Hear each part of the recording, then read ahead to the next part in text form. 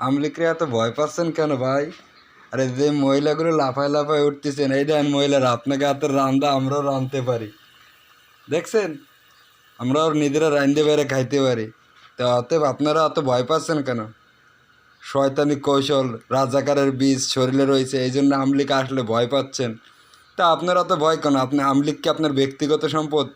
আমলিক তো আপনি যেরকম আমলিককে চান না, এরকম সব সাধারণ লোকজন, এই দেখেন আমরা নিজেরা দিন মজুরি খাইটে খাওয়া লোকজন, প্রবাসী। আমলিক আসবে, বিএমপি আসবে, জাতীয় পার্টি আসবে, সব যতগুলো সংগঠন আছে, 46টা 47টা সংগঠন আছে, এখন আবার কয়জন বাড়িছে, তাদেরকেও আনেন নির্বাচনে। জনগণ সিদ্ধান্ত নেবে।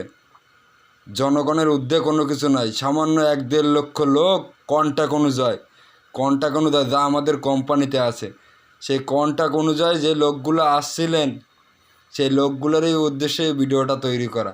তাই ভাই, আপনারা সাধারণ জনগণকে ক্ষিপ্ত করেন না। নির্বাচন দিলে ওই যদি আমলিক না আসে, সাধারণ জনগণ আপনাদের কেন্দ্রে ওই বাক্সের মধ্যে আপনাদের কি ভরে দেবে?